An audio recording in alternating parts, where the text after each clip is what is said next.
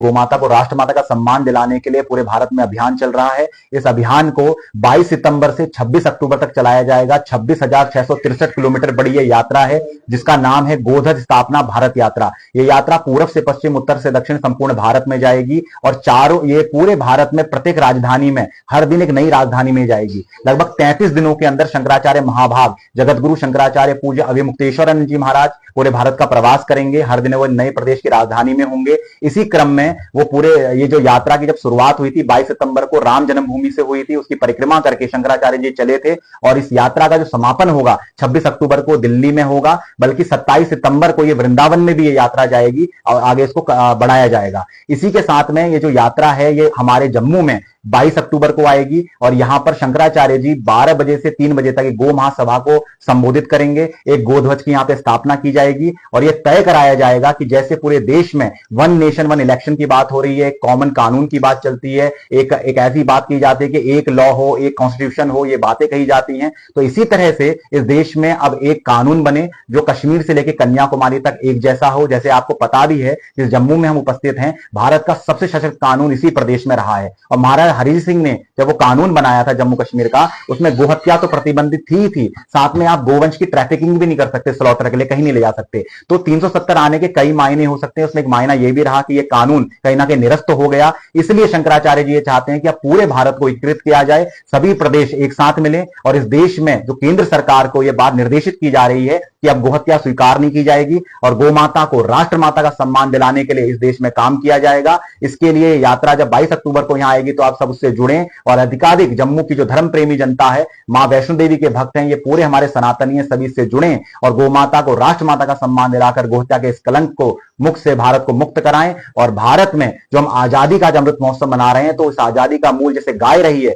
तो उसकी हत्या मुक्त जब हम कर देंगे तो आजादी का अमृत महोत्सव इसको कहा जाएगा सच्चे मन में। और सनातन धर्म का प्राण है गाय। हमारा वेद कहता है पशुओं न गाव, गाय पशु नहीं हमारे लिए, गावो विश्वस्य मातृ, गाय विश्व की माता है। तो पहले उसे हम अपने भारत में तो माता का सम्मान दे, इसके लिए जगतगुरु शंकराचार्य पूज्य अभिमुक्तेश्वरानंद जी महाराज पूरे भारत को एक कर रहे हैं। जैसे आदि गुरु शंकराचार्य ने केरला से चल के कालड़ी से पूरे भारत को एक किया था, ऐसे आद्य गुरु शंकराचार्य ज्योतिष पीठाधीश और जगतगुरु शंकराचार्य पूज्य अभिमुक्तेश्वरानंद जी महाराज पूरे भारत को एक कर रहे हैं, गौ के लिए एक कर रहे हैं। और इसका बहुत बड़े परिणाम सुखद ये आ गए कि अभी आपने कल 30 सितंबर की खबर देखी होगी कि महाराष्ट्र की सरकार ने अपने यहां पर प्रस्ताव पारित किया और देसी गौ माता को राज्य माता का सम्मान भी दिया है। तो यात्रा का असर भी है, तो सभी एकजुट हो जाइए। अगर हिंदू हम सब एकजुट होंगे तो गोहत्या का कलंक मिटेगा। और जब शंकराचार्य यहां पधारें तो हम सब एकीकरण के साथ उनका साथ दें और उनके साथ पूज्य गोपाल मणि जी महाराज जी भी रहेंगे। तो यही सब कहते हुए हम यहाँ आप सब पत्रकार बंधुओं का धन्यवाद भी ज्ञापित करते हैं।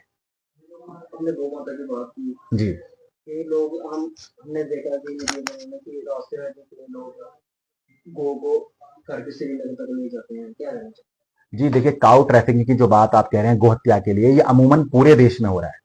अब यहाँ का जो परिदृश्य है सेम परिदृश्य पूरे भारत का। हम तो अभी थोड़ी देर पहले प्रोटेस्ट किया गाय बुढ़े मोर्चे जी जी जी जी जी जी जी लगभग जो आप ये घटना कह रहे हैं ना, अभी हम आ गए, हम पूरब से होकर आ रहे हैं। पूरब में हमने इसका विरोध देखा, वहां पे कई जगह पे, आप दक्षिणी जगह पे जाइए कई तरह का विरोध दिखेगा। इसकी प्रॉब्लम यही है, जब इतना सशक्त कानून अगर निरस्त हो गया ना, तो ऐसा तो और ज्यादा बढ़ना ही बढ़ना है। इसीलिए हम चाहते हैं कि कॉमन कानून बना दिया जाए, बात ही खत्म कर दी जाए राज्यों की, इसे केंद्र सूची का विषय बनाया जाए।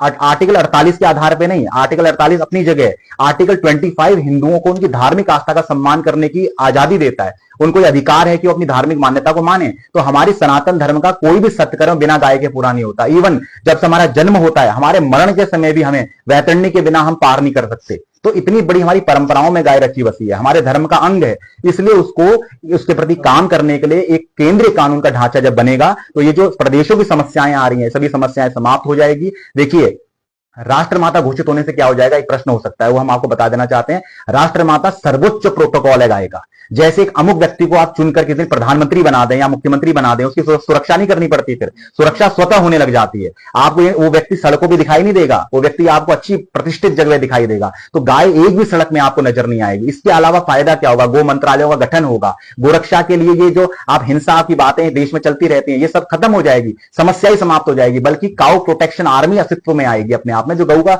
रक्षण करेगी, सुरक्षा करेगी। इसके आगे बढ़कर गऊ का संस्कार तिरंगे से लपेट के किया जाएगा। तो इससे बड़ा सम्मान कुछ नहीं हो सकता, इससे बड़ा समाधान कुछ नहीं हो सकता। तो शंकराचार्य जी की इस मांग से पूरे देशवासी जुड़े और भारत की सरकार इस काम को करे, गोमाता को राष्ट्रमाता का सम्मान दिलाए। 26 अक्टूबर तक अगर ये काम नहीं होता है तो 7, 8, 9 नवंबर 3 दिवसीय जो है गोपाष्टमी, गाय की पूजा का सबसे बड़ा दिन है। शंकराचार्य जी पूरे भारत का राष्ट्रव्यापी अभियान इस देश की राजधानी दिल्ली में करेंगे और 3 दिन के उस कार्यक्रम में निश्चित किया जाएगा कि अब कोई भी हिंदू गोहत्या स्वीकार नहीं करेगा और गोमाता राष्ट्रमाता बनेगी।